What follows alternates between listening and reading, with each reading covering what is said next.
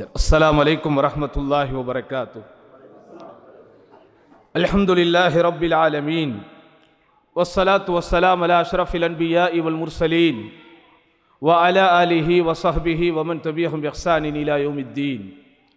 اللهم علمنا ما ينفعنا وانفعنا بما علمتنا إنك أنت العليم الحكيم. ربي زدني علما وارزقني فهما وأنت أحكم الحاكمين. اللهم صل على محمد وعلى آل محمد كما صليت على إبراهيم وعلى آل إبراهيم إنك حميد مجيد. اللهم بارك على محمد وعلى آل محمد كما باركت على إبراهيم وعلى آل إبراهيم إنك حميد مجيد. பேரன்பிற்கும் பெரும் மரியாதைக்கும் உரிய மார்க்க அறிஞர்களே, இந்த நிகழ்ச்சியிலே பங்கெடுத்து பயன்பெற வேண்டும் என்பதற்காக ரியாத் மாநகரின் பல இடங்களில் இருந்து ஆர்வத்தோடு இங்கே வந்தமர்ந்திருக்கிற சகோதரர்களே, சகோதரிகளே, ஒரு சிறப்பான ஒரு தலைப்பை கொடுத்து பல மணி நேரங்கள் பேசி புரிய வைக்க வேண்டிய ஒரு முக்கியமான அம்சம். இருந்தாலும் நமக்கு ஒரு மணி நேரத்திற்கும் குறைவாகவே நேரம் இருப்பதனால் முடிந்த வரைக்கும் சில விஷயத்தை உங்களோடு உரையாடிவிட்டு இந்த உரையாடலின் மூலம் அல்லாஹ் சுப்ஹானஹு வ தஆலா பலனையும் பயனையும் நலனையும் வளத்தையும் நம் அனைவருக்கும் தந்தருள்வானாக என்கிற பிரார்த்தனையோடு எனது உரையை நான் ஆரம்பிக்கிறேன். அன்பார்ந்தவர்களே, ஒவ்வொரு நிகழ்ச்சிக்கு போகும்போதும் அந்த நிகழ்ச்சியில் நாம் என்ன தலைப்பில் பேசப் போகிறோம் என்கிற அந்த அம்சமே பிரதானமானது, முக்கியமானது. பேசுகிற நபரோ பேசுகிற இடமோ பேசுகிற நிகழ்ச்சியோ முக்கியமல்ல, பேசுகிற பேச்சே முக்கியம். அந்த பேச்சில் என்ன சொல்லப்படுகிறது, எதற்காக சொல்லப்படுகிறது என்பதை உள்வாங்கி உணர்ந்து தெளிந்து தெரிந்து புரிந்து நம்முடைய வாழ்க்கையிலே நடக்கிற போதுதான் அது நமக்கு உள்ளபடியே பயனுள்ள கல்வியாக அது மாறும். அந்த வகையில் இன்றைக்கு ஒரு முக்கியமான தலைப்பு. இந்த தலைப்பை தந்திருப்பதற்கு பின்னால் ஒரு நியாயமான கவலை இருக்கிறது. ஷரியத்தினுடைய சட்டங்கள் சுகமானதா சுமையானதா என்கிற கேள்வியை விட அது சுவையானது. சுகமானதா சுமையானதா அப்படிங்கிறத தாண்டி அது முதல்ல என்னது, சுவையானது. ஏன்னா ஹலாவத்துல் ஈமான் என்கிற வார்த்தையை தான் அல்லாஹ்வுடைய தூதர் என்ன செய்கிறாங்க, மார்க்கத்தை உள்வாங்கி உளப்பூர்வமாக ஒரு முகத்தோடு ஒருவர் மார்க்கத்தை நேசிக்கிறார் என்றால் அவர் தாக்க ஹலாவத்துல் ஈமான், இறை நம்பிக்கை என்கிற ஈமானின் சுவையை அவர் என்ன செஞ்சிட்டாரு, சுவைத்து விட்டார்.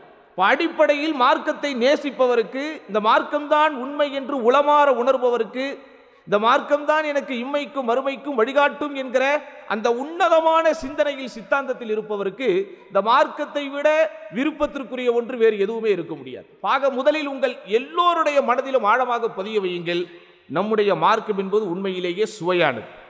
பட் அது என்னதான் சுவையானதாக இருந்தாலும் அதை செயல்முறைப்படுத்தும் போது அதிலே சுவை தெரிகிறதே, அப்படிதானே?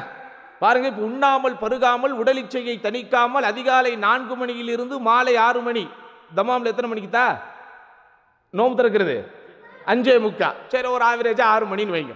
அப்போ சற்றேறக்குறைய 14 மணி நேரம் ஒருவர் உண்ணாமல் பருகாமல் இத்தனை ஒரு பெரிய தியாகத்திற்கு தன்னை தயார்படுத்திக் கொள்கிறார். அதுவும் ஒரு நாள் அல்ல, 2 நாள் அல்ல, சற்றேறக்குறைய சரியாக 29 தினங்கள் அல்லது 30 தினங்கள் தன்னுடைய வாழ்க்கையின் அனைத்து விஷயத்தையும் மாற்றினால் மட்டும்தான் இதை பின்பற்ற முடியும். மனித உடல் அல்லாஹ் ஒரு நேர்த்தியாக படைத்திருக்கிறார். அந்த உடலை எப்படி நாம் படைக்கி வைத்திருக்கிறோமோ, எப்படி வழக்கி வைத்திருக்கிறோமோ, எப்படி வளைத்து வைத்திருக்கிறோமோ, அதுக்கேற்றபடிதான் அந்த உடலியல் என்பது இயங்கும். இப்படிதானே? அதிகாலை 7 மணிக்கு காலை உணவு எடுத்தே பழக்கிவிட்டோம், 9 மணிக்கு ஆபீஸிலே ஒரு ஓசிடி குடித்தே பழகிவிட்டோம். மதியமானால் நமக்கு லஞ்சுக்கு ஏதேனும் சாப்பிட வேண்டும், லஞ்சு சாப்பிடுவதற்கு தாமதமானால் அதற்கு முன்னால் ஏதேனும் கொஞ்சம் கடிக்க வேண்டும், கொறிக்க வேண்டும். இப்படி ஒரு நாளைக்கு நாம் எத்தனை மீல், எத்தனை சாப்பாடு எடுத்துக்கொள்கிறோம் என்பதை சிந்தித்து பார்த்தாலே நண்பார்ந்தவர்களே, கணக்கில் வராத அளவிற்கு சாப்பிட்டு கொண்டே தான் இருக்கிறோம். அதுதான் உண்மை. காலை உணவு என்கிறோம், மதிய உணவு என்கிறோம், மாலை ஸ்நாக்ஸ் என்கிறோம், இரவு உணவு என்கிறோம், சிற்றுண்டி என்கிறோம், ஃபாஸ்ட் ஃபுட் என்று அதிவிரைவு உணவு என்கிறோம். அவ்வப்போது நம்முடைய தாய்மார்கள் அவர்களுடைய மூடுக்கேற்ப யூடியூப்புகளில் அதையும் இதையும் பார்த்து அவர்களுடைய சோதனை ஓட்டங்களில் பங்கெடுக்கிறோம். அது நன்றாக இருக்கிறதோ இல்லையோ அதை நாம் சாப்பிடுகிறோம். சாப்பிட்டு விட்டு அதற்குண்டான கமெண்ட்டையும் சொல்லுகிறோம். கமெண்டை சொல்லிவிட்டு தயவு செய்து இது போன்று இனிமேல் சமைக்காதே என்று சொல்ல வேண்டும் என்கிற சிந்தனை வந்தாலும் அதை உள்ளுக்குள் ஒரு ஓரமாக வைத்துவிட்டு எப்படி நம்முடைய வாழ்க்கையில் என் அன்பார்ந்தவர்களே சாப்பாட்டோடு தொடர்புடைய பல விஷயங்கள் அன்றாடம் நடந்து கொண்டிருக்கிறது. ஆனால் நோன்பு என்று வந்துவிட்டால் காலையிலிருந்து மாலை வரை எல்லாவற்றையும் மாற்றுகிறோம். இது ஒரு சாதாரணமான ஒரு விஷயமா? இன்றைக்காவது ஒரு நாள், வருடத்தில் ஒரு நாள் விமான பயணத்திற்காக விமான நிலையத்திற்கு போகும்போது நம்முடைய விருப்பத்திற்கெல்லாம் நம்முடைய நேரத்தை அமைக்க முடியாது. அதிகாலை 3 மணி ஃபிளைட் என்பார்கள், 12 மணிக்கெல்லாம் விமான நிலையத்திற்கு போக வேண்டும். இரவு உணவு பாதிக்கப்படுகிறது, அதிகாலை உணவு பாதிக்கப்படுகிறது, இரவு தூக்கம் பாதிக்கப்படுகிறது. அப்போ ஒரு நாள் நாம் அன்றாடம் நம்முடைய உடலியலை படைக்க வைத்திருக்கிற அந்த மெட்டபாலிசம் என்கிற அந்த இயல்பு நிலைக்கு, அந்த தொடர்ச்சியான பழக்க நிலைக்கு மாற்றிவிட்டோம் என்றால் அந்த களைப்பிலிருந்து விடுபடுவதற்கே மீளுவதற்கே 2-3 தினங்கள் ஆகிவிடும். அப்படிதானே? ஆனா ஒரு மாதம் நம்முடைய தியாகத்திற்கு நம்மை தயார்படுத்திக் கொள்கிறோம். அதிலும் இந்த மாஷா அல்லாஹ் அரபு நாடுகளிலே, குறிப்பாக சவுதி அரேபியாவிலே இருக்கிற நமக்கு வேலை நேரங்களில் சிறப்பு சலுகைகள் தரப்படுகிறது. பிள்ளைகளுடைய பள்ளிக்கூடங்கள் பெரும்பாலும் விடுமுறைகள் அறிவிக்கப்படுகிறது. ஆனால் இந்தியா, இலங்கை போன்ற நமது நாடுகள் நோன்பு வந்திருக்கிறதே. இந்த இஸ்லாமிய பெருமக்கள் எல்லாம் இந்த நாட்டை உருவாக்குவதற்கு எவ்வளவோ கஷ்டப்பட்டிருக்கிறார்கள், ரத்தம் சிந்திருக்கிறார்கள், சிரமத்தை இன்முகத்தோடு ஏற்றுக்கொண்டிருக்கிறார்கள், அவர்களுடைய சதவிகிதத்திற்கு மேல் தியாகம் செய்திருக்கிறார்கள் என்பதையெல்லாம் இவர்கள் உள்வாங்கி பாராட்டி நமக்கு என்ன சிறப்பு சலுகைகளா இந்த சமூகம் செய்கிறது? இல்லை. பள்ளிக்கூடம் போனா அதே நேரம் தான், வேலை நேரங்கள் அதே நேரம் தான். அப்ப எல்லாவற்றையும் தாங்கி கொண்டு என்ன செய்யறோம்? இந்த நோன்புக்கு நம்மை தயார்படுத்துகிறோம். சரி, தொழுகை அது எப்படி நடக்குது? அதிகாலை நேரம், அப்படிதானே? உறக்கத்தின் உச்சியில் ஒரு மனிதன் உண்மையிலேயே போகிற நேரம் என்பது அதுதான். அஸ்ஸலாத்து கைரும் மினன் நௌம், தூக்கத்தை விட தொழுகையே மேலானது அப்படின்ன உடனே உறக்கத்தின் உச்சியில் இருக்கிற ஒவ்வொருவரும் தன் உறக்கத்தை இழந்து விட்டு என்பதை விட உறக்கத்தில் தன்னை கிழித்து விட்டு தான் என்ன செய்யறோம்? எந்திரிச்சு போறோம். அப்ப இதெல்லாம் எப்படி பிரதர் நம்ம ஒரு சாதாரணமா எடுத்துக்க முடியும்? சரி, அடுத்து ஹஜ்ஜி உம்ரா சொல்லவே வேண்டாம். எவ்வளவோ காசு செலவு பண்ண வேண்டியது இருக்கிறது. பல தினங்கள் நம்ம பிரயாணத்திற்காக ஒதுக்க வேண்டியது இருக்கிறது. எங்கே பார்த்தாலும் கிரவுட், எங்கே பார்த்தாலும் கூட்டம், எந்த இடத்திற்கும் போனாலும் பயங்கரமான நெருக்கடி. என்ன நீங்க மார்க்கத்தை போட்டு லேசுங்கிறீங்க? தொழுகை எடுத்துக்கொண்டாலும் சிரமம் இருக்கிறது, நோன்பு எடுத்துக்கொண்டாலும் சிரமம் இருக்கிறது, ஹஜ் உம்ரா எடுத்துக்கொண்டாலும் சிரமம் இருக்கிறது. தான தர்மம் என்று வந்தாலும் நான் கஷ்டப்பட்டு உழைத்து பிழைத்து, நான் கஷ்டப்பட்டு சம்பாதித்து சேமித்து அதை அப்படியே கொண்டு போய் 2.5% கொடுக்கணுங்கிறீங்க. மேலதிகமான தான தர்மங்கள் செய்யணுங்கிறீங்க. ரமதான மாதம் வந்து விட்டால் சிறப்பு நன்கொடைகள் தரணுங்கிறீங்க. என்னங்க இது? இப்படி எந்த ஆங்கிளில் யோசித்து பார்த்தாலும் இந்த மார்க்கத்தின் கடமைகள் எங்களுக்கு கஷ்டத்தை தான் தருகிறது என்கிற சிந்தனை அவ்வப்போது ஷைத்தானால் நமக்கு என்ன செய்யும்? தூண்டப்படும். அதுதான் உண்மை. சும்மா நம்ம சுமையானதா அஜர்த்து கேட்ட உடனே சுமையானதுதான் சொல்லிடுவோமா?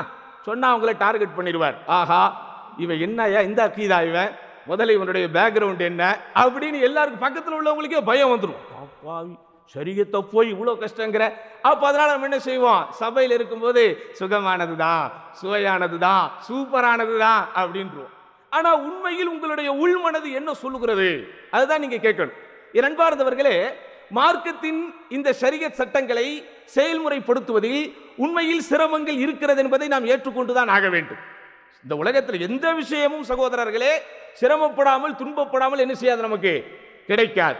சிரமப்படாமல் துன்பப்படாமல் கிடைத்தால் அது இருக்காது அல்லது நிலைக்காது. அதுதான் உண்மை. அப்படிதானே?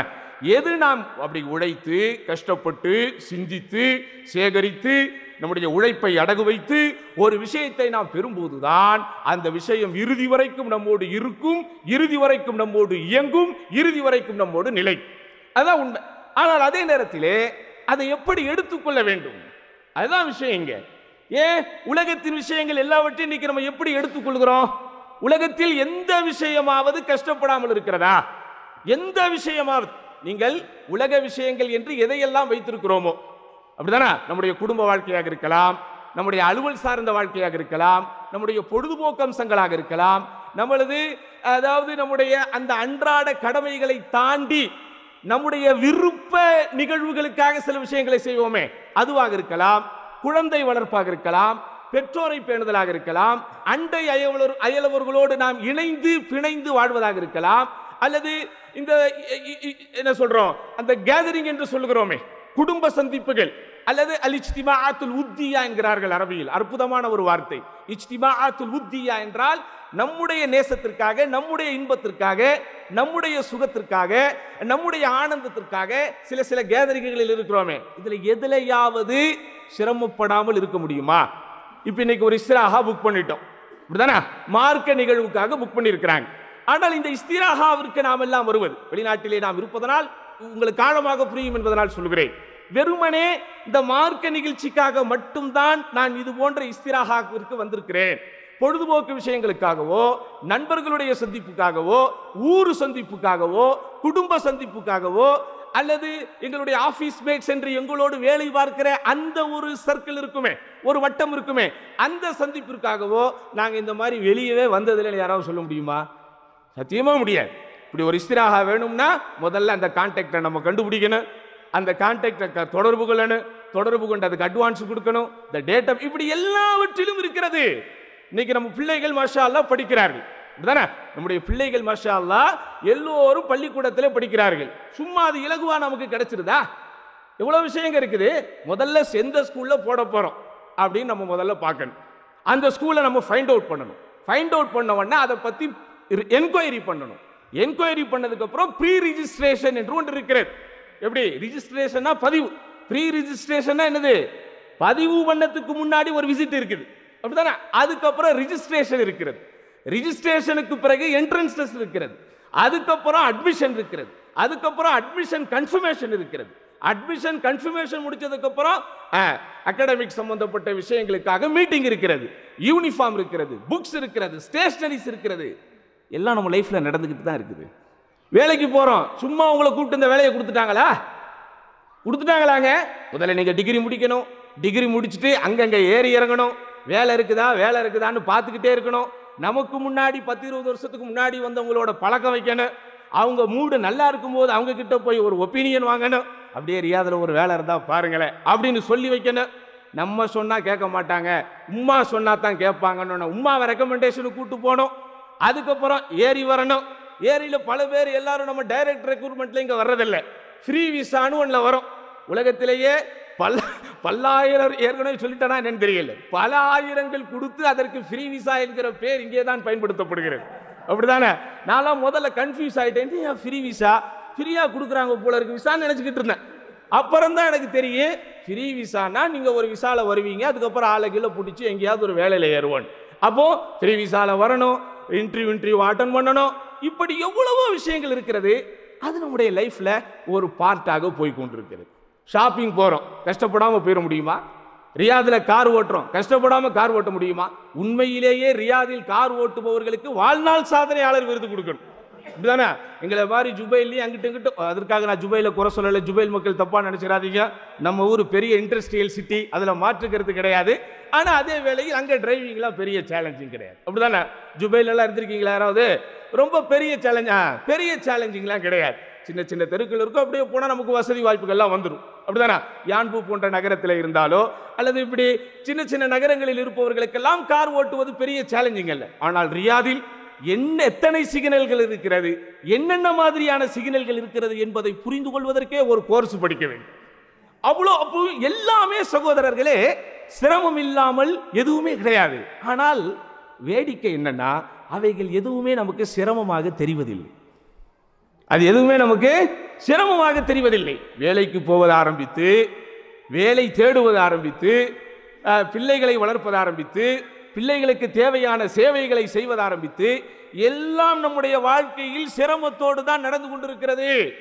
அவ்வளவு ஏன் பிரதர், வீட்டில் நம்முடைய மனைவி அன்றாட சமைக்கிறாங்களே, அதுல சிரமம் இருக்குதா இல்லையா? இல்லைங்கிறாங்கம்மா உங்க வீட்டுக்காரங்கெல்லாம். இருக்குது. அதுல இருக்கிற சிரமத்தை போல பெரிய சிரமம் எதுலையும் கிடையாது. ஏன்? 3 டிஷ்ஷுக்கு அவங்க யோசிக்கணும். இன்னைக்கு சாப்பிட்டதை நம்ம நாளைக்கு சாப்பிட மாட்டோம், அப்படிதானே? ஒயிட் ரைஸை தவிர, ஒயிட் ரைஸ் சில டயட்ல இருக்கிறவங்க சண்டைக்கு வருவாங்க. ஒயிட் ரைஸோ ரெட் ரைஸோ, ரைஸ் என்பதை தாண்டி என்னெல்லாம் இருக்குதோ எல்லாத்துலயுமே நமக்கு வெரைட்டி வேணும். அப்போ அவர்கள் யோசிக்கிறார்கள், யோசிக்க வேண்டும். அதற்குண்டான பதார்த்தங்களை அவர்கள் பாதுகாக்க வேண்டும், அதை பராமரிக்க வேண்டும், அதை வெட்ட வேண்டும், அதை கத்தரிக்க வேண்டும், அதற்கேற்ற சமையல் பொருட்களை அவர்கள் தர்த்தீபு செய்ய வேண்டும். இப்படி எல்லாவற்றிலும் சிரமம் இருக்கிறது சகோதரர்களே. சிரமம் இல்லாம என்ன இருக்குது சொல்லுங்க. இவ்வளவு நேரம் இங்க உட்கார்ந்து இருக்கிறீங்களே, இதுல சிரமம் இருக்கா இல்லையா? இருக்குன்னு சொன்னாலும் பிரச்சனை, இல்லைன்னு சொன்னாலும் பிரச்சனை, அதுவே ஒரு பிரச்சனை. அப்ப எல்லாவற்றிலும் பிரச்சனைகள் இருக்கத்தான் செய்கிறது, சிரமங்கள் இருக்கத்தான் செய்கிறது. ஆனால் அது நமது லௌகீக வாழ்க்கையோடு சம்பந்தப்பட்டால், இந்த மௌட்டீக வாழ்க்கையோடு சம்பந்தப்பட்டால், அதிலே நமக்கு ஒரு லாபம் இருக்கிறது, அதிலே நமக்கு ஒரு வருமானம் இருக்கிறது, அதிலே நமக்கு ஒரு இன்பம் இருக்கிறது, அதிலே நமக்கு ஒரு ஆனந்தம் இருக்கிறது, அதிலே நமக்கு ஒரு மகிழ்ச்சி இருக்கிறது, அதிலே நமக்கு ஒரு நகைப்பு இருக்கிறது எனும்போது அந்த சிரமங்கள் பெரிதாக சிரமங்களாக தெரிவதே இல்லை. அவைகள் எல்லாமே நமக்கு சுமையானதாகவே இருந்தாலும் அது சுகமான சுமை அப்படின்னு. எப்படி அது நமக்கு சுகமான சுமை என்கிறோம். பிள்ளைகளை நம்முடைய தாய்மார்கள் வயிற்றிலே வைத்தார்களே, அதை விட பெரிய சிரமத்தை பார்க்க முடியுமா? அந்த மனைவியையும் பிள்ளைகளையும் நாம் நெஞ்சிலே வைத்துக் கொண்டிருக்கிறோமே, அதை விட சிரமத்தை பார்க்க முடியுமா? இப்படி ஆண் ஆரம்பித்து பெண் ஆரம்பித்து, ஏங்க உங்க வீட்டு குழந்தைகள் படிக்கிறாங்களங்க, நம்ம நினைக்கிறோம் பிள்ளைகள் எல்லாம் இன்ட்ரெஸ்டாகத்தான் பள்ளிக்கு போகிறார்கள் என்று. அது ஓரளவுக்கு உண்மைதான். நம்மெல்லாம் படிக்கிற காலத்துல பள்ளிக்கூடனாலே நமக்கு அலர்ஜி. அதிலும் குறிப்பாக இந்த வெள்ளிக்கிழமை வந்து விட்டால், ஏன்னா நமக்கு சனி ஞாயிறு தானே லீவு, வெள்ளிக்கிழமை வந்து விட்டால் பேரானந்தத்திலே இருப்போம். ஞாயிற்றுக்கிழமை மாலை வந்து விட்டால் கதிகலங்கி போய் கிடப்போம். ஏன்? நம்முடைய ஆசிரியர்கள் எல்லாம் அவர்கள் ஆசிரியர்களாக இல்லை, பெரும்பாலும் வேற மாதிரி இருந்தார்கள். எனக்கெல்லாம் ஞாபகம் இருக்கிறது, நான் படித்த பள்ளிக்கூடத்திலே எங்களுடைய ஹெட்மாஸ்டர் ஆரம்பித்து கணக்குவாதியார் ஆரம்பித்து அவர்கள் அடிக்கிற அடிகளெல்லாம் போலீஸ்காரர்கள் அடிப்பதை போல் இருக்கும். சேர்லாம் அவங்க உட்காரவே மாட்டாங்க, அவங்க வந்த உடனே டேபிள்ல தான் உட்காருவாங்க. உட்கார்ந்து பையனை கூப்பிட்டு 2 காலால அவனை லாக் பண்ணுவாங்க. எப்படி? ஏன்னா அடிச்சா ஓடிடக்கூடாதுன்னு 2 காலாலே லாக் பண்ணி முகத்துல அடிச்சுக்கிட்டே இருக்கணும். ஆனா அதை அழுவக்கூடாது. ஏன்? ஆண் பிள்ளைகள் மட்டும் இல்ல, பெண் பிள்ளைகளும் சேர்ந்து படிப்பாங்க. அப்ப அந்த பிள்ளைகள் முன்னாடி அவமானப்படக்கூடாது அப்படிங்கிறதுனால பிறம்பால் அடித்தால் கூட சில பேர் துடைக்காமலேயே இருப்பார்கள்.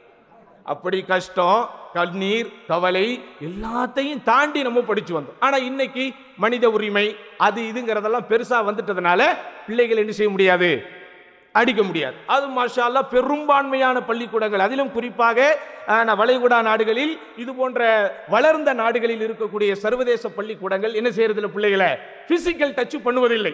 அது ஸ்ட்ரிக்டாக சொல்லப்படுகிறது. அப்படி யாராவது பிசிக்கல் டச் பண்ணா இமிடியேட் டெர்மினேஷன் என்கிற அளவிற்கு சட்டங்கள் என்ன செய்யப்படுதுங்க, ரொம்ப ஸ்ட்ரிக்டாக பின்பற்றப்படுகிறது. ஆனால் அடித்தல் உதைத்தல் என்பதை தாண்டி அவர்களுக்கு ஏகப்பட்ட பிரச்சனைகள் இருக்கிறது. அதிலும் குறிப்பாக இந்த கேஜி செக்ஷனில் சேரக்கூடிய பிள்ளைகள் இருக்கிறதே, அல்லாஹ் அக்பர், சிந்தித்து பாருங்கள். காலையில் எப்படி நம்முடைய தாய்மார்கள் அந்த பிள்ளைகளை எழுப்பி ரெடி செய்கிறார்கள்.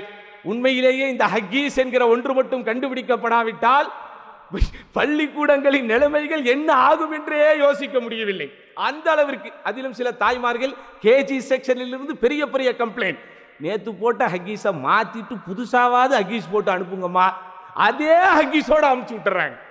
எந்த ஹக்கீஸை போட்டு புள்ள தூங்குதோ அதே எப்படியே தூக்கி தானே போட போறேன், அங்க போய் ஆயா பார்த்துக்கிட்டேன், அங்க போய் நேனி பார்த்துக்கிட்டோம். நம்ம ஒவ்வொரு ஸ்கூல்ல ஒவ்வொரு டேர்ம் இருக்கு. நம்ம படித்த பள்ளிக்கூடங்களில் எல்லாம் ஆயாமார்கள் என்றோம், கொஞ்சம் அட்வான்ஸான பள்ளிக்கூடங்கள் எல்லாம் ஆன்டிமார்கள் என்றார்கள், இன்னும் அட்வான்ஸாக இருக்கக்கூடிய பள்ளிக்கூடங்கள் எல்லாம் நேனிஸ் என்கிறார்கள். இப்படி அவங்க பார்த்துக்கிட்டோம் என்று சொல்லி என்ன செய்யப்படுது, இன்றைக்கு அந்த பிள்ளைகள் அனுப்பப்படுகிறது. கொஞ்சம் சிந்தித்து பாருங்கள் சகோதரர்களே, நீங்கள் புரிந்து கொள்வதற்காக சொல்கிறேன். நாம் அன்றாட அணிகின்ற உள்ளாடை ஒரே ஒரு இன்ச் நமக்கு டைட்டா இருக்குதுன்னா அன்னைக்கு ஃபுல்லா உங்களுக்கு எப்படி இருக்கும்? இப்போ என்னுடைய பனியன் சைஸ் 95 என்று வைத்துக் கொள்ளுங்கள். எனக்கு 90 அந்த 90 அளவுள்ள ஒரு பனியனை போட்டுட்டேன், அன்னைக்கு ஃபுல்லா எனக்கு எப்படி இருக்கும்? எப்படிங்க இருக்கும்? எரிச்சலாக இருந்து கொண்டே இருக்கும். நீங்கள் பாதம் அணிகிறீர்களே செருப்பு, அந்த செருப்பினுடைய சைஸ் 8 என்று வைத்துக் கொள்ளுங்கள், அல்லது 9 என்று வைத்துக் கொள்ளுங்கள். ஒரு சைஸ் கம்மியா இருந்தா உங்களுக்கு என்னைக்கு இருக்கும், எப்படி இருக்கும்? அப்படியே அது என்ன விஷயங்கள் நமக்கு ஓடிக்கொண்டிருந்தாலும் அந்த விஷயம் நம்மை, டேய் உனக்கு நான் பிரச்சனை பண்ணிக்கிட்டே இருக்கிறேன், நான் உனக்கு பிரச்சனை பண்ணிக்கிட்டே இருக்கிறேன்னு சொல்லிக்கிட்டே இருக்கும். இந்த பல்வலி வந்தால் எப்படி இருக்குங்க? எவ்வளோ வேலையை நம்ம பார்த்துக்கிட்டு இருந்தாலும் அது உண்ணுன்னு நம்மளை போட்டு அது அந்த பெயினை கொடுத்துக்கிட்டே இருக்கும். ஆனால் உங்கள் வீட்டு குழந்தைகள் அணியக்கூடிய ஹக்கீஸ், அதிலே அவர்கள் போய்கிட்டு இருக்கக்கூடிய அந்த கழிவுகள், அதோடு அந்த குழந்தைகள் அணியும் போது அந்த குழந்தைகள் அதை சுகமாக எடுத்துக் கொள்கிறது என்று நினைக்கிறீர்களா? எவ்வளவு காஸ்ட்லியாக, எவ்வளவு குவாலிட்டியாக நாம் வாங்கி போட்டாலும் அதனுடைய அந்த அசௌகரியங்களை அந்த குழந்தைகள் சுமந்து கொண்டுதான் இருக்கிறது. அப்போ உலகத்தில் எதை நீங்கள் பார்த்தாலும் எல்லாவற்றிலும் என்ன இருக்குது? சிரமங்கள் இருக்கிறது. ஆனால் மார்க்கம் என்பதை தாண்டி உலக விஷயங்கள் எதுவாக இருந்தாலும் அதை நாம் சிரமம் என்று எடுத்துக்கொள்வதில்லை. மாறாக அது பார்ட் ஆஃப் லைஃப், வாழ்க்கையின் ஒரு பகுதி என்று இன்முகத்தோடு ஏற்றுக்கொள்கிறோம். ஆனா தொழுக, நோன்பு, ஜக்காத், ஹஜ், உம்ரா இந்த மாதிரி விஷயங்கள் வரும்போது ஷைத்தான் நமக்கு என்ன செய்யறான்? அதை பெரிய பிரம்மாண்டமாக காட்டிக்கொண்டே இருக்கிறான். அதற்கு பெரிய உதாரணம் எல்லாம் வேண்டாம். நாம் தொழக்கூடிய இரவு தொழுகை, நான் ஒவ்வொரு வருடமும் எங்கே ரமதானை பற்றி பேசினாலும் இந்த விஷயத்தை குறிப்பிடுவதுண்டு. காரணம், நம்முடைய ஈமான் எப்படி இருக்கிறது என்பதை நாம் இலகுவாக தெரிந்து கொள்வதற்கு உதாரணம். எப்படி? எங்கே போய் நம்முடைய இரவு தொழுகையை தொழுகிறோம்? எந்த பள்ளியில ரொம்ப குயிக்கா முடிக்கிறாங்களோ, எந்த இடத்துல ரொம்ப ஷார்ட்டா ஓதுறாங்களோ அதை நம்ம விமர்சிக்கவே மாட்டோம். ஷார்ட் அண்ட் ஸ்வீட்டா ஓதுறாருன்றோம். எப்படி ஷார்ட்டா ஓதுறான்னு சொல்ல அப்போ கொஞ்சமா தான் ஓதுறாரா அப்படிங்கிற எதிர்கேள்வி வந்துடக்கூடாதுங்கிறதுனால அன்னைக்கு நடந்த விஷயத்த சொல்றேன். எங்களுக்கு ஸ்டாஃப் இஃப்தார் பார்ட்டி வச்சாங்க. அப்பெல்லாம் ஒருத்தர் சவுதி கேட்குறாரு, எங்கள் சவுதி ஸ்டாஃப் வந்து கேட்குறாரு, நீங்கள் இந்த ஏரியாவில் தான் தொழுவீங்களா? ஆமாம், இங்கே தான் தொழுவோம். இங்கே எப்படி இமாமு? ரொம்ப சூப்பராக ஓதுவார். அப்படியா? எங்கள் இடத்துலலாம் 1 மணி நேரம், உங்கள் இடத்துல எப்படின்னு கேட்குறாரு. 1/2 மணி நேரம் தான். அப்போ ரொம்ப ஃபாஸ்ட்டாக ஓதுவாரா? ஃபாஸ்ட்டாலாம் ஓத மாட்டார், நிறுத்தி நிதானமாக ஓதுவார், ஆனால் கொஞ்சமாக ஓதுவார். எப்படி? அது ஏன்னா இவனை குறை சொல்லிடக்கூடாதா, நீ வேக வேகமாக நடக்கிற பள்ளியில தொழுதுட்டு ஓடிடுற அப்படிங்கிற அந்த அவப்பெயரை, அது அவப்பெயர் அல்ல, அது ஒரு விதமான குற்ற உணர்ச்சி தானே. 1 மணி நேரம் தொழுபவரிடத்திலே நான் 20 நிமிஷத்தில் தொழுதுட்டு வந்துடுறேன் அப்படின்னு சொல்லும்போது அங்கே என்ன ஆகுது? அங்கே நம்முடைய தன்மானம் நம்மையே கேள்வி கேட்கும். நம்மளை விட பெரிய மனுஷன் 55-60 வயசு ஆகுது, அவரே 1.25 மணி நேரம் தொழுதுட்டு வர்றாரு, நம்ம ரொம்ப எங்கா இருக்கிறோம், என்னையை சேர்த்து தான் சொல்றேன், நம்ம ரொம்ப எங்கா இருக்கிறோம், நம்ம என்ன இவ்வளோ ஷார்ட்டா தொழுதுட்டு வர்றோமே அப்படிங்கிற குற்ற உணர்ச்சி நம்மளை என்ன செய்யும் சகோதரர்களே? அங்கே உறுத்தி கொண்டே இருக்கும். ஏன் 20 நிமிடம் அந்த 1 மணி நேரம் தொழுவது என்பது பெரிய விஷயம் கிடையாது.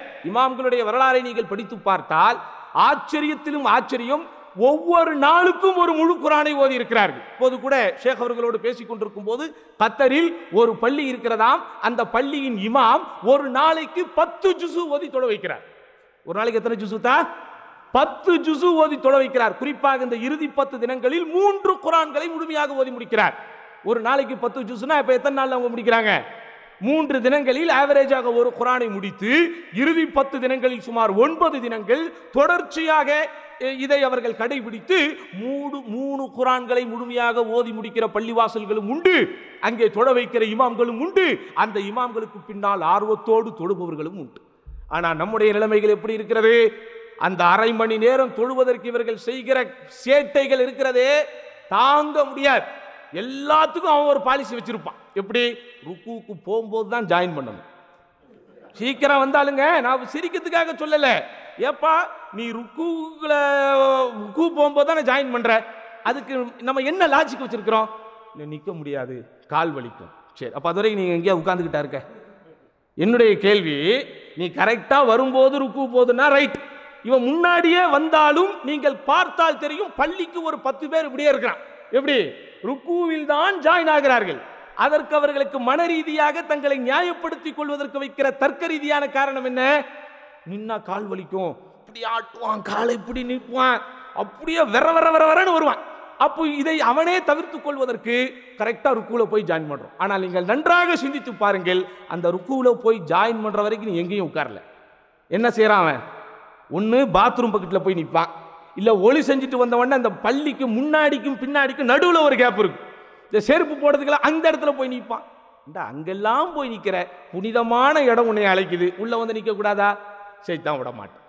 அப்ப அன்பார்ந்தவர்களை, எவ்வளவு இலகுவான விஷயங்களாக இருந்தாலும் அதை சிரமப்படுத்தி காட்டி ஜெயிப்பதில் தான் ஷைத்தானுடைய அந்த தந்திரம் அடங்கி இருக்கிறது. ஆனால் இன்சான் நம்ம என்ன செய்யறதில்ல, அதை புரிந்து கொள்வதே கிடையாது. ஆனால் நபிகள் நாயகம் ஸல்லல்லாஹு அலைஹி வஸல்லம் அவர்களுடைய வாழ்க்கை வரலாற்றின் குறிப்பாக ரமதான் மாதத்து தொழுகை என்று வந்த உடனேயே அன்னை ஆயிஷா ரலியல்லாஹு அன்ஹா என்ன விளக்கினார்கள்? அந்த விளக்கத்தில் 8 ரக்காத்துக்கு ஆதாரம் எடுத்துக்கிறோம். ஓகே பிரதர், கரெக்ட் தான். கான்செப்சுவலா, கொள்கை ரீதியா 8 ரக்காத்துக்கு இது ஒரு வலிமையான ஆதாரம் தான், வலுவான ஆதாரம் தான். ஆனா இந்த ஆதாரத்தின் முக்கியமான பகுதியை ஒவ்வொருவரும் சேதாரமாக்கி கொண்டிருக்கிறோமே, அது என்னது? ஆயிஷா ரலியல்லாஹு அன்ஹா 8 ரக்காத்தை பற்றி விளக்கும் போதே அவர்களுடைய ருக்குவை பற்றியும் நபி ஸல்லல்லாஹு அலைஹி வஸல்லம் சுஜூதை பற்றியும் சொன்னார்கள். அதை லாவகமாக நாம் மறந்து விடுகிறோம், மிக லாவகமாக மறந்து விடுகிறோம். எந்த பள்ளியில் சீக்கிரமாக தொழுகை முடிக்கப்படுகிறதோ, எந்த பள்ளியின் இமாம் வேக வேகமாக தொழுகிறாரோ, எந்த பள்ளியின் இமாம் 3 ஆயத்துகளை 2 ஆயத்துகளை ஓதி அல்லாஹு அக்பர் என்று ருக்குவுக்கு போகிறாரோ, அந்த தொழுகையில் போய் கலந்து கொள்வதுதான் நமக்கு இன்பமாக இருக்கிறது. அப்ப நீங்கள் புரிந்து கொள்ள வேண்டிய விஷயம், மார்க்கத்தின் எந்த விஷயமுமே சிரமம் அல்ல. உலகத்திற்காக நாம் படுகின்ற சிரமத்தை கம்பேர் பண்ணும்போது, சரிதானா? அல்லாஹ் சுப்ஹானஹு வ தஆலா ரொம்ப அழகா சொல்றான், லா யுகல்லிஃபுல்லாஹு நஃப்ஸன் இல்லா உஸ்அஹா. எந்த ஒரு ஆன்மாவையும் அல்லாஹ் சுப்ஹானஹு வ தஆலா அதனுடைய சக்திக்கு மேல் சோதிப்பதில்லை, அதனுடைய சக்திக்கு மேல் நிச்சயமாக சோதிப்பதில்லை எனும்போது, ஷரியத்தினுடைய சட்டங்கள் எதுவாக இருந்தாலும் அல்லாஹ் அதில் இலகுவைத்தான் வைத்திருக்கிறான். நபிகள் நாயகம் ஸல்லல்லாஹு அலைஹி வஸல்லம் அவர்கள் மார்க்கத்தினுடைய அழகியலை தெளிவுபடுத்தும் போது, மார்க்கத்தினுடைய அந்த முக்கியத்துவத்தையும், மார்க்கத்தினுடைய அந்த யூனிக்னஸ் என்று சொல்லப்படக்கூடிய அந்த மார்க்கத்தினுடைய சிறப்பம்சத்தை சொல்லும் போது என்ன சொல்றாங்க? இன்ன தீன யுஸ்ருன். மார்க்கம்னாலே என்னது? இலகுவானது. லை யுஷாஜ்ஜ தீன அஹதுன் இல்லா கலபஹு. இந்த மார்க்கத்தை ஒருவன் கஷ்டப்படுத்த வேண்டும் என்று வந்துவிட்டால் அவனை இந்த மார்க்கம் மிகைத்துவிடும். கஷ்டப்படுத்த முடியாத அளவிற்கு அல்லாஹ் என்ன செய்திருக்கிறான்? இந்த மார்க்கத்தை இலகுவாக்கி வைத்திருக்கிறான். எந்த விஷயத்தை நீங்கள் எடுத்துக்கொண்டாலும், தொழுகை எவ்வளவு இலகுக, எவ்வளவு சலுகைகள். முடிந்தவருக்குத்தான் தொழுகை கடமை, அவர் முடிந்த நிலையில் தொழுவதற்கு. பிறந்த குழந்தைக்கே என்ன செய்யறதில்ல, அல்லாஹ் தொழுமையை கடமையாக்கல்ல. 7 வயதை அடைந்தால் அவன் தொழும்படி அவன் ஏவப்பட வேண்டும். 10 வயதை அடைந்தால் அவன் தொழுகைக்காக அடிக்க செய்யப்பட வேண்டும். ஆனால் பெரும்பான்மையான பெற்றோர்கள் நாம் யாருமே செய்வதில்லை.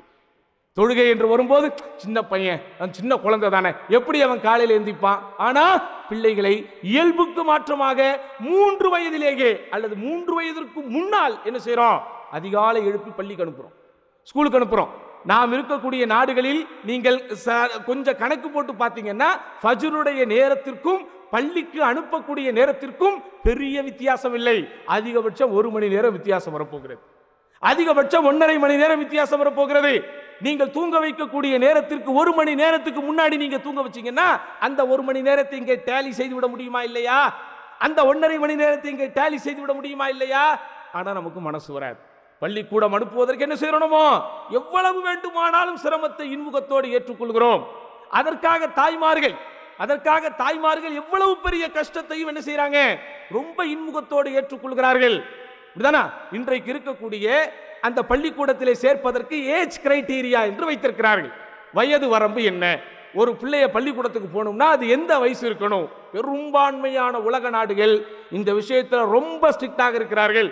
ரொம்ப சீக்கிரமாகவே குழந்தைகளை பள்ளிக்கு அனுப்புறதனால் மனரீதியாக பிள்ளைகள் பாதிக்கப்படுகிறார்கள், அவர்களுக்கு பல பிரச்சனைகள் வருகிறது என்பதனால் பெரும்பான்மையான பள்ளிக்கல்வித்துறைகள் இன்னைக்கு 6 வயதை அடைந்தால் தான் 1ஆம் வகுப்பு சேர்க்கணும்னு வச்சிருக்கிறாங்க. சரி, அப்ப அதுக்கு முன்னாடி சேர்க்கணும்னா என்ன செய்யணும்? நீங்க முதலாம் கிரேட்ஸ்ல கொண்டு போய் சேர்க்கக்கூடாது, கேஜி செக்ஷன்ல கொண்டு போய் சேருங்க. சரி, கேஜி செக்ஷன்ல சேர்னா என்ன வயசு? 3 வயசு இருக்கணும். ஆனா இவங்களுக்கு பொறுமை கிடையாது. 2 வயசுலயே என் பிள்ளைய சேர்த்துறேன், 2.5 வயசுலயே சேர்த்துறேன்னு. அப்ப 3 வயசுல இவன் சேர்க்கலையா? அப்ப என்ன செய்யணும்? ப்ரீ ஸ்கூல் எங்காவது இருக்குதா, பிளே ஸ்கூல் எங்காவது இருக்குதா என்று தேடி பார்த்து அதிகாலை 6 மணிக்கு அந்த பிள்ளையை எத்தனை வயசுல? 3 வயதில் எழுப்புவதற்கு நம்மால் முடியும். ஆனால் 7 வயதை அடைந்த பிள்ளையை, 10 வயதை அடைந்த பிள்ளையை பள்ளிவாசலுக்கு நம்மால் அனுப்ப முடிகிறதா இல்லையா? இன்றைக்கு கொஞ்சம் கவலையோடு சிந்தித்து பாருங்கள் பெருமக்களே.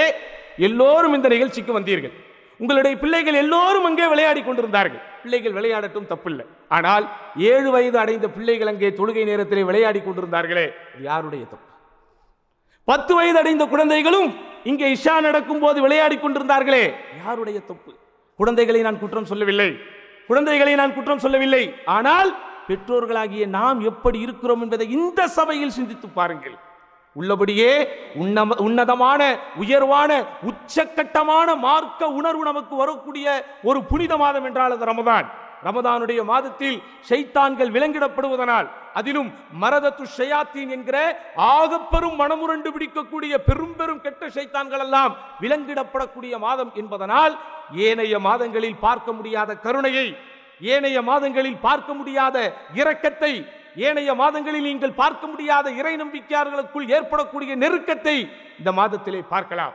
பெரும்பாலும் இங்கே இஃப்தாருடைய நிகழ்ச்சிகளில் நீங்கள் பார்த்திருப்பீர்கள்.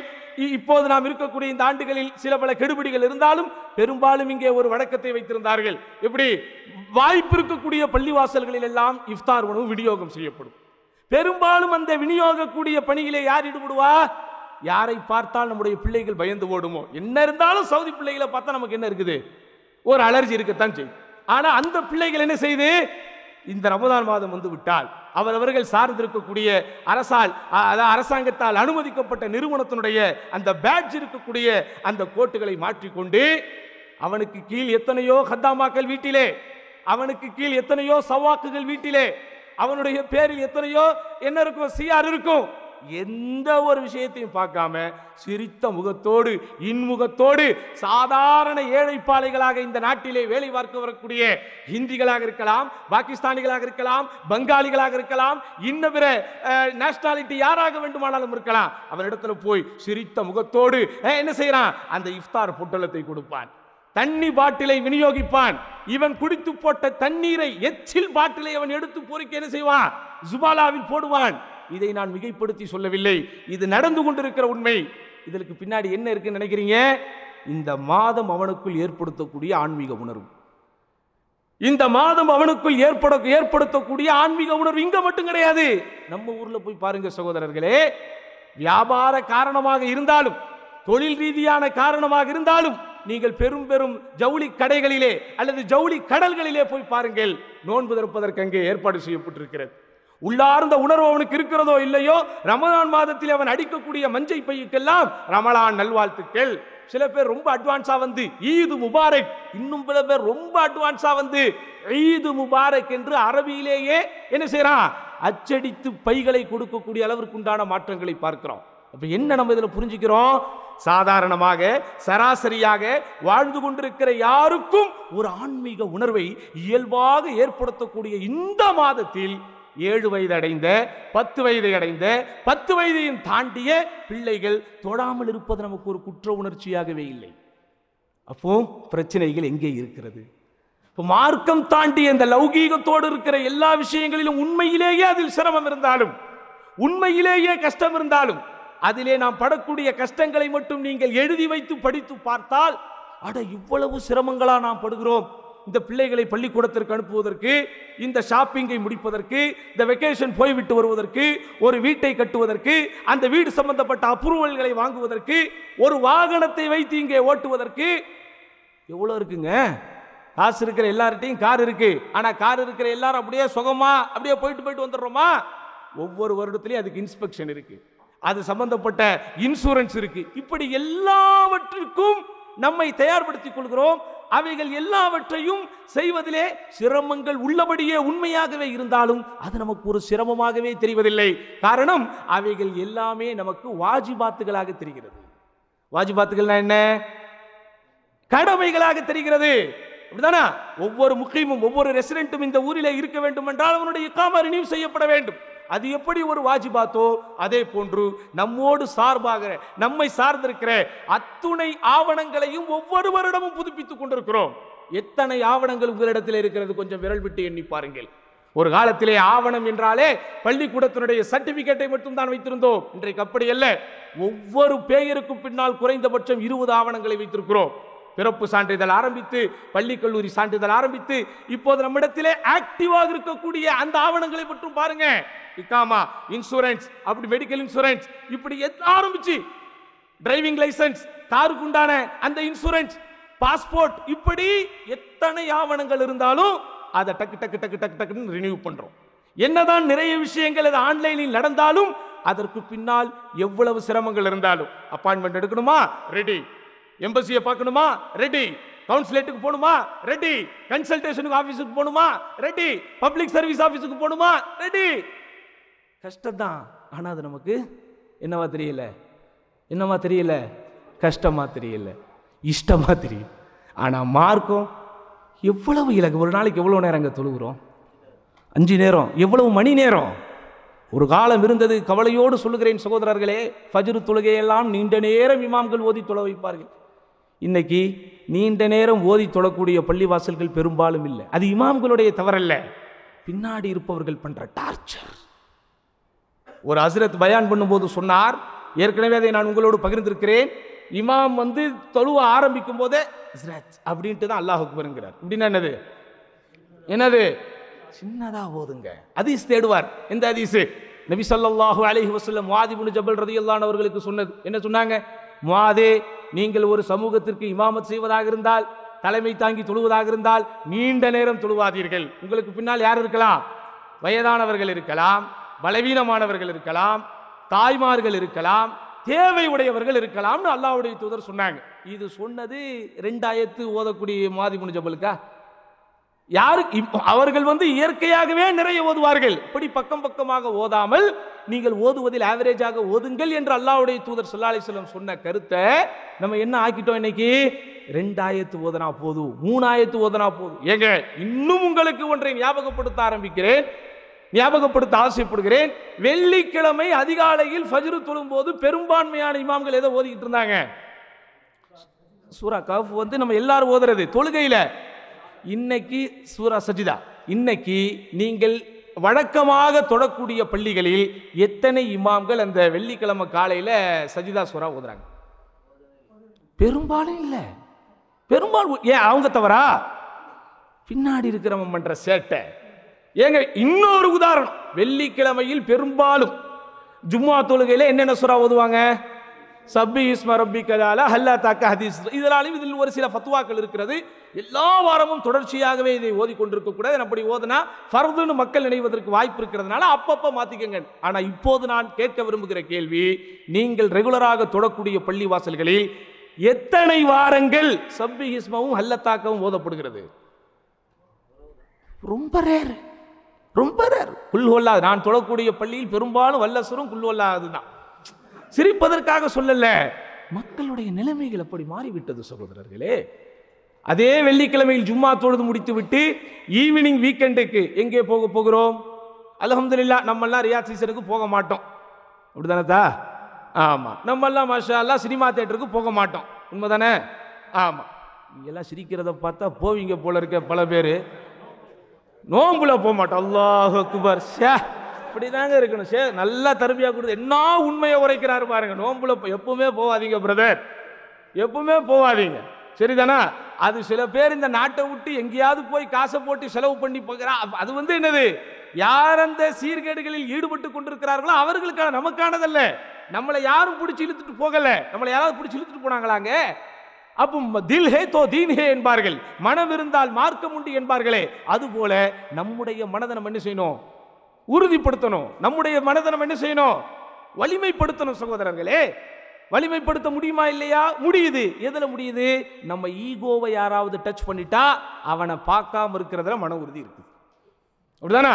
என்னைக்காவது அவன் வீட்டுக்கு போகும்போது நம்மளை சரியா நம்ம சில புரோட்டோகால் வச்சிருப்போம். நம்மளை ஒருத்தர் வரவேற்கணும்னா இப்படிலாம் வரவேற்றாதான் அது வரவேற்ற மாதிரி ஆகும். அது குறிப்பா எங்க? நம்ம மனைவி சார்ந்த வீடுகளுக்கு போகும்போது. மனைவி சார்ந்த வீடுனா மனைவியினுடைய அண்ணன் தம்பியை சொல்றேன். அப்படிதானே? மனைவியினுடைய அண்ணன் தம்பி, மனைவியினுடைய அக்கா தங்கை, அங்கெல்லாம் போகும்போது அவங்க நம்மளை ரொம்ப ரெஸ்பெக்ட் கொடுத்து வரவேற்றாதான் அது நமக்கு வரவேற்ற மாதிரி ஆகும். லாஸ்ட் டைம் சரியாவே நம்மளை கூப்பிடலையே, வாசல்ல இருந்துகிட்டே வாங்குறான். ஏண்டா வாசல்ல இருந்துகிட்டே வான்னு சொல்லாம வாடிப்பட்டிக்கு போய் அவனைய வான்னு சொல்லுவான்? யாரா இருந்தாலும் வாசல்ல இருந்து தானங்க வர சொல்லணும். அப்படி வெளியே வந்து என்னைய ரிசீவ் பண்ணணும், அந்த வீட்டுக்கு என்னை ஏன் திரும்ப கூப்பிடுற அப்படின்னு எங்கெல்லாம் யாராவது நம்முடைய ஈகோவை டச் பண்ணால் அவர்களை பார்க்க கூடாது, அவர்களிடத்திலே பேசக்கூடாது, அவர்கள் இருக்கிற பக்கம் போகக்கூடாது, ஏன் அவங்க இருக்கிற ஊருக்கே போகக்கூடாதுன்னு மன உறுதியை கடைபிடிக்கிறோம். ஆனா இந்த மாதிரி மார்க்கம் தடை செய்திருக்கிற இடங்களுக்கு போகக்கூடாது. மார்க்கம், அதாவது மார்க்கத்தினுடைய விதிமுறைகள் எங்கே மீறப்படுகிறதோ அங்கே போகக்கூடாது அப்படிங்கிற விஷயத்தில் பெரும்பான்மையானவர்களுக்கு இன்றைக்கு மன உறுதி வருவதில்லை சகோதரர்களே. அப்ப அதனால் தான் இஸ்லாமிய மார்க்கம் என்ன சொல்லுகிறது? நீ நேசிக்கக்கூடிய இடத்தில் மார்க்கம் வரணும். மார்க்கம் நமக்கு கடமையாக்கி இருக்கிறதே என்பதற்காக செய்வதை விட ஹப்பப இலைக்குமுல் ஈமான் வ ஸய்யனஹு ஃபீ குலூபிக்கும், இறை நம்பிக்கை என்கிற இந்த ஈமானை அல்லாஹ் உங்களுக்கு விருப்பத்திற்குரியதாக ஆக்கியிருக்கிறான். அல்லாஹ்வுடைய தூதர் ஸல்லல்லாஹு அலைஹி வஸல்லம் அவர்களுக்கு மார்க்கத்தின் அத்துணை கடமைகளும் விருப்பத்திற்குரியதாகத்தான் இருந்தது. அல்லாஹ்வுடைய தூதர் ஸல்லல்லாஹு அலைஹி வஸல்லம் தொழுகை நேரத்திற்காக காத்திருப்பார்கள். அரிஹ்னா யா பிலால், அரிஹ்னா யா பிலால் பிஸ்ஸலா, தொழுகைக்காக அழைப்பு கொடுத்து எனக்கு ராகத்தை கொடு பிலாலே, நான் தொழுகையின் நேரத்திற்காக காத்திருக்கிறேன். ஜுஇலத் லி குர்ரத்து ஐனி ஃபிஸ்ஸலா, இந்த தொழுகையில் எனது கண்களின் குளிர்ச்சி இருக்கிறது. கூல்னஸ் ஆஃப் ஐஸ் என்கிறார்கள் ஆங்கிலத்தில், அற்புதமான வார்த்தை. கண்ணுக்கு குளிர்ச்சி. என்னங்க விளக்கம்? ஒன்றை பார்த்தவுடனேயே சந்தோஷம் வந்துவிடும், ஒன்றை பார்த்தவுடனேயே கவலைகள் மறந்து போய்விடும், ஒன்றை பார்த்தவுடனே அதை பார்த்து கொண்டே இருக்க தோன்றிவிடும். அதுதான் கண்களுக்கான குளிர்ச்சி. அல்லாஹ்வுடைய தூதர் ஸல்லல்லாஹு அலைஹி வஸல்லம் அவர்களுக்கு தொழுகை கண்களுக்கான குளிர்ச்சியாக இருந்தது. நோன்பு என்ன சொன்னாங்க அல்லாஹ்வுடைய தூதர்? ஒவ்வொரு வாரமும் வெள்ளிக்கிழமை, ஒவ்வொரு வாரமும் திங்கள் கிழமையும் வியாழக்கிழமையும் நம்முடைய அமல்கள் அல்லாஹ்விடத்திலே எடுத்து காட்டப்படுகிறது. ஒவ்வொரு வாரமும் திங்கள் கிழமையும் வியாழக்கிழமையும் அடியார்களுடைய அமல்கள் அல்லாஹ்விடத்திலே எடுத்து காட்டப்படுகிறது. என்னுடைய அமல்கள் எடுத்து காட்டப்படும் போது நான் நோன்பாளியாக இருக்க விரும்புகிறேன் அப்படின்னு சொல்லி நோன்பு தனக்கு விருப்பத்திற்குரிய ஒன்று என்பதை காட்டினார்கள். நோன்பு விருப்பத்திற்குரிய ஒன்று என்பதை காட்டினார்கள். தான தர்மம் அல்லாஹ்வுடைய தூதர் ஸல்லல்லாஹு அலைஹி வஸல்லம் தொழுது கொண்டே இருக்கிறார்கள். திடீரென்று வழமைக்கு மாற்றமாக சீக்கிரமாக முடிக்கிறார்கள். திடீரென்று வழமைக்கு மாற்றமாக சீக்கிரம் முடிக்கிறார்கள். டக்கென்று தன்னுடைய அறைக்கு போய்விட்டு வருகிறார்கள். சஹாபாக்கள் ஆச்சரியத்தோடு பார்த்திருக்கிறார்கள். அல்லாஹ்வுடைய தூதரிடத்திலே விளக்கத்தை கேட்கிறார்கள். உடனே ரசூலுல்லாஹி ஸல்லல்லாஹு அலைஹி வஸல்லம் சொன்னார்கள், தொழுகையில் நான் நின்று கொண்டிருக்கும் போது இப்படி தர்மம் செய்ய வேண்டிய ஒரு பொருள் இருந்தது எனக்கு ஞாபகம் வந்தது.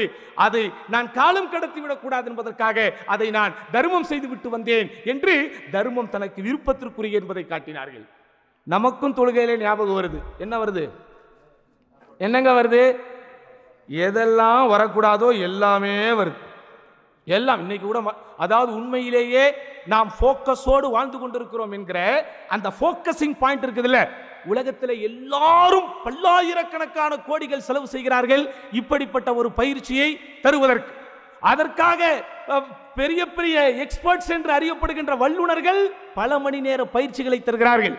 ஆனால் நமக்கு 10 பைசா செலவில்லாமல் ஒவ்வொரு நாளைக்கும் 5 முறை என்ன செய்யறோமோ முற்றிலுமாக நம்முடைய சிந்தனையை ஓர்முகப்படுத்துவதற்கு பயிற்சிகளை செய்து கொண்டிருக்கிறோம். ஆனா நெஞ்சிலே கை வைத்து சொல்லுங்கள், இமாம் என்பவர் மட்டும் நமக்கு நியமிக்கப்படாவிட்டால் எத்தனை ரக்காத்து ஓடிக்கிட்டு இருக்குன்னு நமக்கு தெரியவே தெரியாது. நான் சரியான ஓர்முகத்தோடு தான் தொழுகிறேனா இல்லையா என்பதை உணர்ந்து கொள்வதற்கு ஒரு சின்ன உதாரணம். நீங்கள் தொழுகையில் எந்த சூறாக்களை ஓதிக்கொண்டே இருக்கிறீர்கள்? பெரும்பாலும் அல்லாஹ் அக்பர். அதை தாண்டி வேறு சூறாக்களே தெரியவில்லை என்றால் பரவாயில்லை, அதை தாண்டி வேறு சூறாக்கள் தெரியவில்லை என்றால் பரவாயில்லை. ஆனா என்ன நடக்குது? அல்லாஹ் அக்பர் என்று தக்பீர் கட்டி அல்ஹம்து சூரா ஓதி முடித்தவுடன் எந்த தொழுகையில் நின்று ஓதினாலும் அந்த 2 சூறாக்களை மாத்திரமே தான் நான் ஓதிக்கொண்டிருக்கிறோம் என்றால் அதுக்கு காரணம் என்ன? ஓர்முகத்தோடு இந்த சூறாவை தான் ஓத வேண்டும் என்கிற நினைப்போடு நான் ஓதுவதில்லை. அது வாட்டுக்கு பைப்பை திறந்தா தண்ணி வர்ற மாதிரி, சுவிட்சை போட்டா ஃபேனு போடுற மாதிரி, என்ன செய்யறோமா மனைவி சாப்பாடு வச்சு எடுத்து சாப்பிடுற மாதிரி அது வாட்டுக்கு நம்முடைய வாழ்க்கையில போய்கிட்டு இருக்கு. இது ஓர்முகத்தோடு தொழுகிற தொழுகையா? அப்ப இதற்கெல்லாம் நம்மை நாம் தயார்படுத்திக் கொண்டால்தான் ஷரியத்தினுடைய சட்டங்களில் இருக்கக்கூடிய சுகத்தை தாண்டி அதில் இருக்கிற சுவையை நாம் உணர முடியும். ஆனால் நபிகள் நாயகம் ஸல்லல்லாஹு அலைஹி வஸல்லம் எல்லா இபாதத்துகளையும் விரும்பினார்கள். நான் கடமையான தொழுகைகளை தாண்டி உபரியான தொழுகைகளை வீட்டில் தொழ வேண்டும் என்று ஆசைப்படுகிறேன் என்று உபரியான தொழுகையின் மீது தனக்கு இருக்கக்கூடிய நேசத்தை அல்லாஹ்வுடைய தூதர் வெளிப்படுத்தினார்கள். அல்லாஹ்வுடைய தூதர் ஸல்லல்லாஹு அலைஹி வஸல்லம் இதே இரவு தொழுகையை கால் வீங்க தொழுது கொண்டே இருக்கும்போது அன்னை ஆயிஷா ரலியல்லாஹு அன்ஹா, அல்லாஹ்வுடைய தூதரே ஏன் நீங்கள் சிரமப்படுகிறீர்கள், ஏன் நீங்கள் கஷ்டப்படுகிறீர்கள்? கது கஃபரல்லாஹு மா தகத்தம மின் ஸம்பிக வ மா தஅக்கர், உங்களுடைய முன் பின் பாவங்கள் எல்லாவற்றையும் அல்லாஹ் மன்னித்தே விட்டானே, உங்களுக்கு ஆப்ஷனே இல்லை, இனிமேல் தான் உங்களுடைய பாவங்கள் மன்னிக்கப்பட வேண்டும் என்கிற அவசியமே இல்லையே, ஆனாலும் நீங்கள் ஏன் இப்படி தொழுகிறீர்கள்? அஃபலா அகூனு அப்தன் ஷகூரா, நான் நன்றி செலுத்தக்கூடிய அடியானாக இருக்க வேண்டாமா என்று தான் நன்றிக்குரிய ஒரு அடியானாக இருப்பதை அல்லாஹ்வுடைய தூதர் ஆசைப்பட்டார்கள். இதையும் தாண்டி இபாதத்துகள் என்கிற மார்க்க கடமைகள் வழிபாடுகள் என்பதை தாண்டி அல்லாஹ்வுடைய தூதர் ஸல்லல்லாஹு அலைஹி வஸல்லம் முதன்மை பணியாக அல்லாஹ் எதை வைத்தானோ, எதற்காக இந்த நபியை அல்லாஹ் தேர்ந்தெடுத்தானோ அந்த வஹி என்கிற இறை செய்தியை பிறருக்கு எத்தி வைக்க, வஹி என்கிற இந்த இறை செய்தியை பிறருக்கு எடுத்து வைக்க அல்லாஹ்வுடைய தூதர் ஒரு டியூட்டியை போலவா செய்தார்கள். அதையும் தாண்டி ஈடுபாட்டோடு செய்தார்கள். ஆதலால் தான் அல்லாஹ் குர்ஆனில் இப்படி சொல்கிறான், ஃபலஅல்லக பாகிஉன் நஃப்ஸக அலா ஆசாரிஹிம் இன் லம் யுமினு பிஹாதல் ஹதீஸி அஸஃபா. அல்லாஹ்வுடைய தூதரே, இவர்கள் நீங்கள் சொல்லுகிற மார்க்கத்தை ஏற்காமல் இருக்கிறார்கள் என்பதனால் கவலையால் உங்களை நீங்களே மாய்த்துக் கொள்வீர்கள் போலும். ஏங்க அவர் கவலைப்படணும்? ஏன் கவலைப்படணும்? பஷீரம் வ நதீரா, நன்மையை ஏவி தீமையை தடுக்க, நற்செய்தி சொல்லி அச்சமூட்டி எச்சரிக்கை செய்ய, சிராஜ முனீரா, ஒளி விளக்காக மக்களுக்கெல்லாம் வெளிச்சம் பாய்ச்சக்கூடிய ஒரு தீக்கீற்றாக அனுப்பப்பட்ட அல்லாஹ்வுடைய தூதர் ஸல்லல்லாஹு அலைஹி வஸல்லம் இவர் மீது சுமத்தப்பட்டிருக்கிற கடமையை எத்தி வைப்பதிலும் எடுத்து வைப்பதிலும் கடமையை தாண்டியும் ஒரு ஈடுபாடு என்பதனால் தான் எப்படியாவது இவர்கள் ஈமானுக்குள் வரமாட்டார்களா? உபை, உங்களுக்கு எல்லாம் தெரியும், அப்துல்லாஹ் இப்னு உபை நயவஞ்சகர்களுடைய தலைவன் எவ்வளவு தூரம் அல்லாஹ்வுடைய தூதர் ஸல்லல்லாஹு அலைஹி வஸல்லம் அவர்களுக்கு தொல்லை கொடுத்தான், எவ்வளவு தூரம் துன்பம் கொடுத்தான்.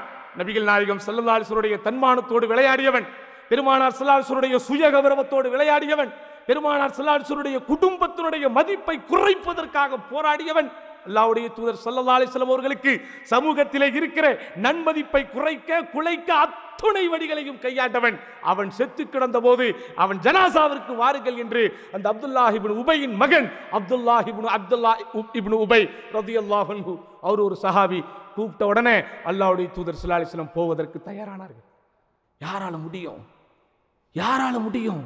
நம்முடைய ஈகோவை ஒருவன் டச் பண்ணிவிட்டால், இத்தனைக்கும் நம்ம பெரிய ஆள்லாம் கிடையாது, பல கஷ்டங்களை அன்றாடம் பார்க்கிறோம், பல அவமானங்களை அன்றாடம் சகித்துக் கொள்கிறோம். யார் எந்த இடத்திலே இருந்தாலும் அவனுக்கு மேலே இருக்கக்கூடிய அதிகாரி என்ன சொன்னாலும் சிரித்து சிரித்து கேட்டுக்கொள்கிறோம். வெளியில தான் நம்ம வேஷம் போட்டுக்கிட்டு இருக்கிறோம். நம்ம இறங்கி போகிற எத்தனையோ இடங்கள் அன்றாடம் இருக்கிறது. நெஞ்சிலே கை வைத்து சொல்லுங்கள், நான் யாருக்கும் இறங்கி போவதில்லை, நான் யாருக்கும் அடங்கி போவதில்லை என்று சொல்ல முடியுமா? ஏங்க, பல இடங்களில் எவ்வளவு பெரிய அதிகாரத்திலே உட்கார்ந்தாலும் நமக்கு மேலே இருக்கிற அதிகாரிக்கு ஒரு பியூன் அல்லது ஒரு சாய் பாய் அல்லது ஒரு டீ பாய் நெருக்கத்தோடு இருக்கிறான் என்பதனால், நம்மை குறித்து தப்பும் தவறமாக அவன் சொல்லிவிடுவதற்கு வாய்ப்பு இருக்கிறது என்பதனால் அவனிடத்துல கூட என்ன செஞ்சிடறோம், நம்ம அட்ஜஸ்ட் பண்ணி போறோம். நமக்கு ரைட்ஸ் இருக்கு, நீ டீ கொண்டு வானா அவன் கொண்டு வரணும், ஆனா அவன் கொண்டு வராட்டா அது நமக்கு பெருசாவே தெரியாது. ஏன் தெரியாது? ஏங்க தெரியாது? அவன் பாட்டுக்கு போய் போட்டு விட்டானா? அப்படிதான் நம்ம எல்லாம் நினைச்சுக்கிட்டு இருக்கிறோம். எனக்கு கம்ப்யூட்டர்ல அந்த அக்சஸ் இருக்கு, ஆபீஸோட சிஸ்டத்துல இந்த அக்சஸ் இருக்கு, ஒரே ஒரு கிளிக்ல எல்லா அக்சஸையும் அவனால காலி பண்ண முடியும். உண்மைதானே? ஆமாவா இல்லையாங்க?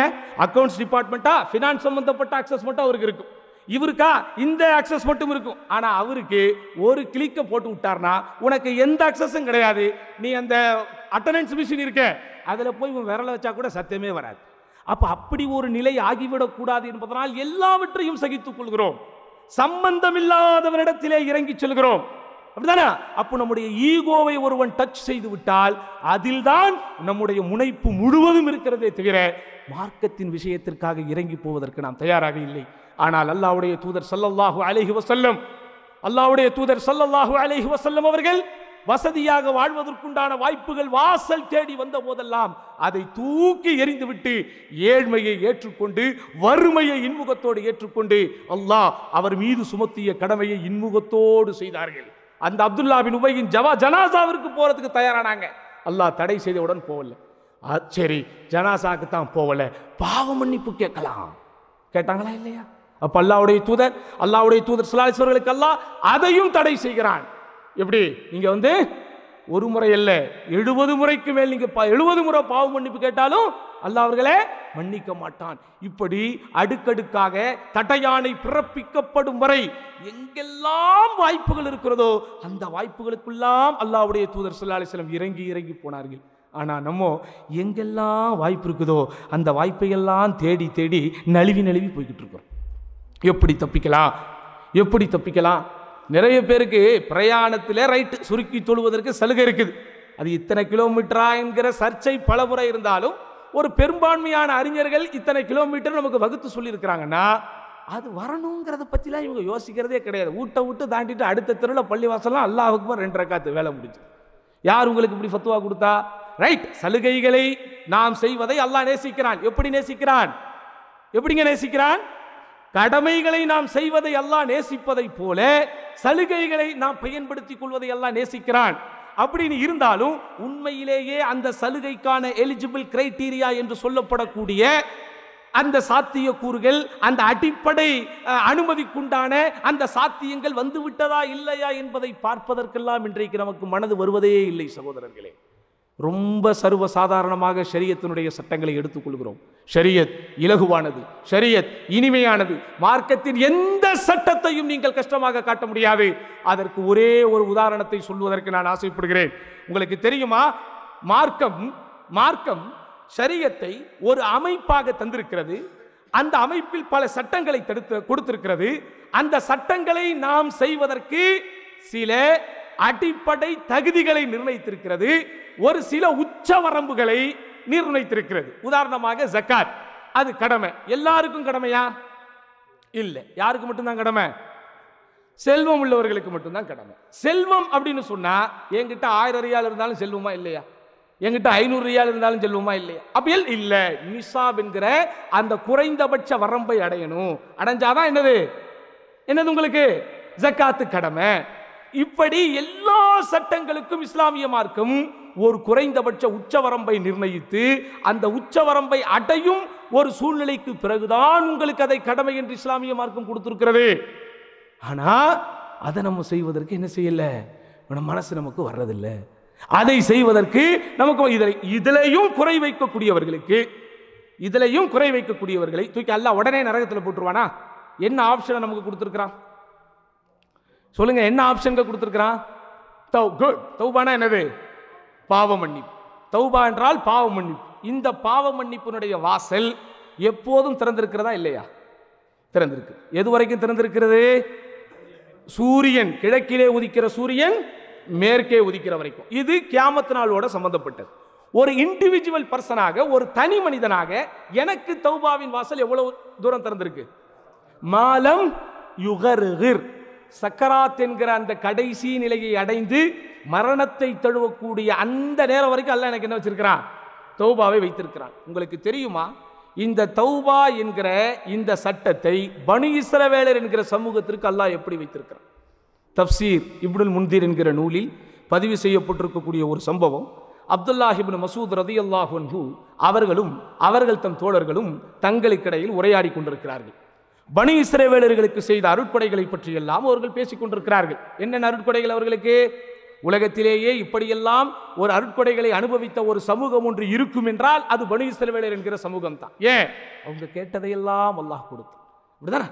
எந்த அளவிற்கு என்றால் வானத்திலிருந்து அல் மன்னு அஸ்ஸல்வா என்கிற பெயருடைய புனிதமான உணவுகள் அவர்களுக்கு வந்துச்சு. அப்படிதானே? இவ்வளவு தூரம் அருள் செய்யப்பட்ட அந்த சமூகத்திற்கு என்னென்ன அருட்கொடைகள் எல்லாம் அவங்களுக்கு இருந்துச்சு அப்படிங்கிறத அவங்க என்ன செய்யறாங்க? அப்படியே ஆச்சரியத்தோடு பேசிக் கொண்டிருக்கிறார்கள். அப்போது அப்துல்லா பின் மசூத் ரலியல்லாஹு அன்ஹு தௌபா என்கிற பாவ மன்னிப்பு என்பது அவர்களுடைய ஷரியத்திலே அல்லாஹ் எப்படி வைத்திருந்தான் தெரியுமா?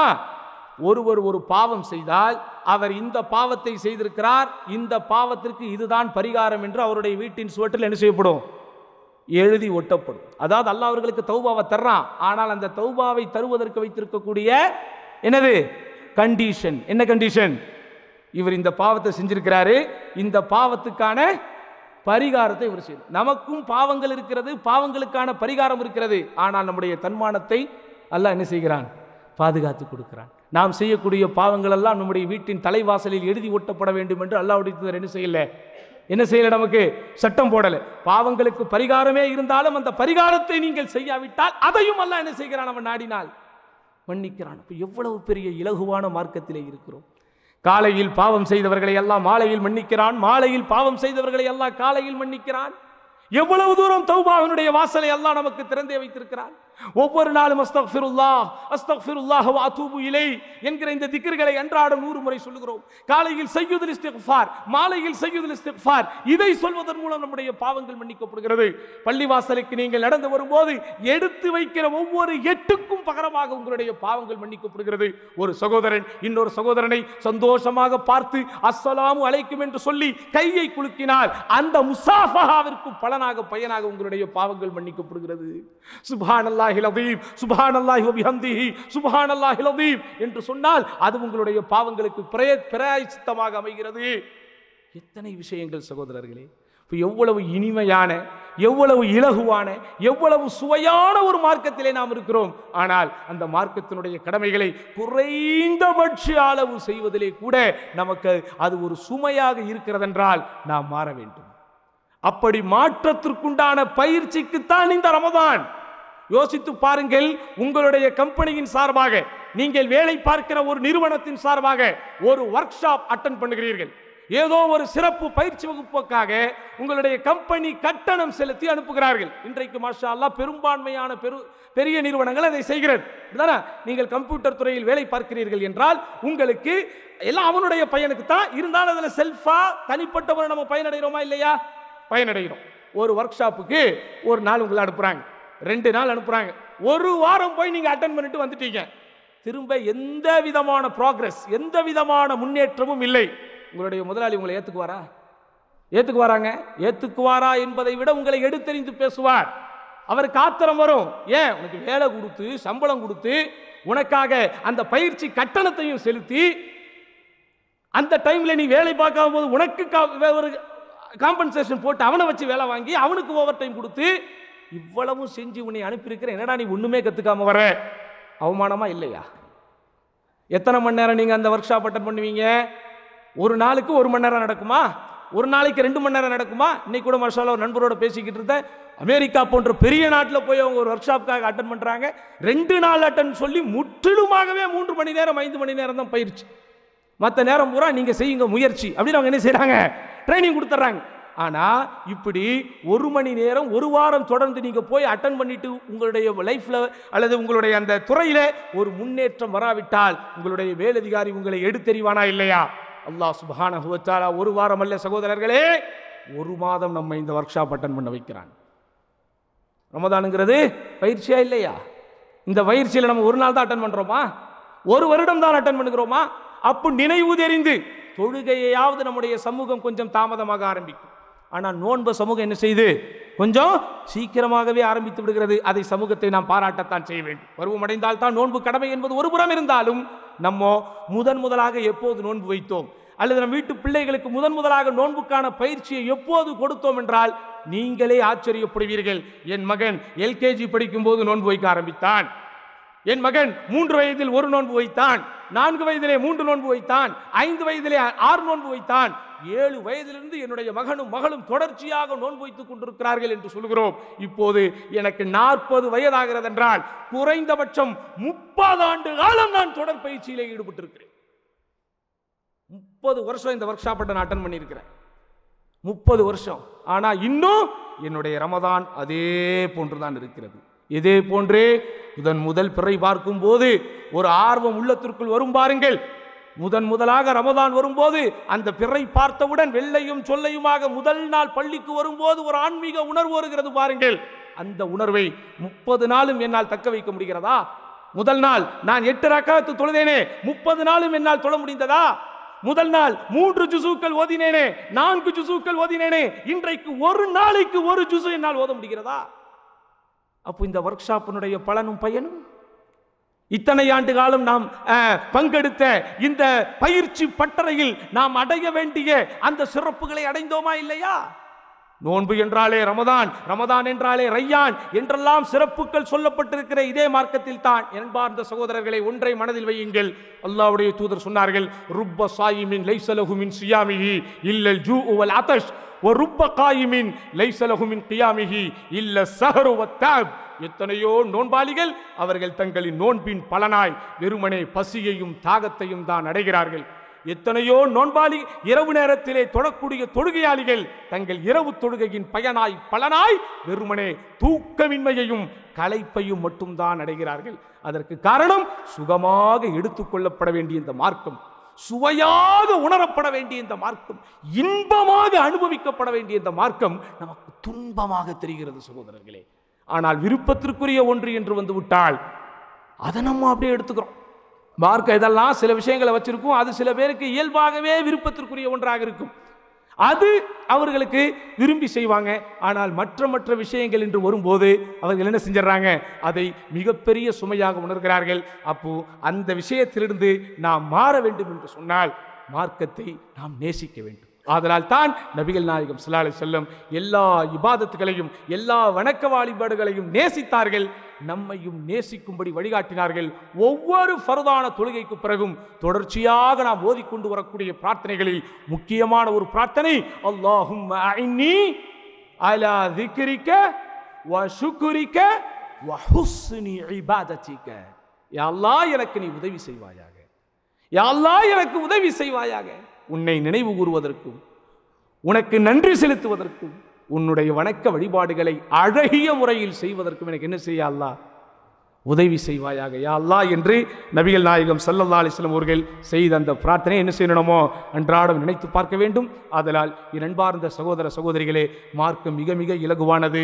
இந்த மார்க்கத்தினுடைய அடிப்படையாக இருக்கிற குர்ஆனையும் அல்லாஹ் என்ன செய்திருக்கிறான், நான் இலகுவாகத்தான் இறக்கி வைத்திருக்கிறேன் என்கிறான். அல்லாஹ்வுடைய தூதர் ஸல்லல்லாஹு அலைஹி வஸல்லம் அவர்கள் அனுப்பப்பட்டதையும் அல்லாஹ்வுடைய தூதர் உங்களுக்கு அருட்கொடையாக அனுப்பப்பட்டவர் என்று தான் சொல்கிறான். அருட்கொடை என்பது நமக்கு இன்பமாக இருக்குமா, துன்பமாக இருக்குமா? அருட்கொடை என்பது நமக்கு சுகமாக இருக்குமா, சுமையாக இருக்குமா? அருட்கொடைகள் என்பது நமக்கு இஷ்டமாக இருக்குமா, கஷ்டமாக இருக்குமா? சொல்லுங்க பிரதர்.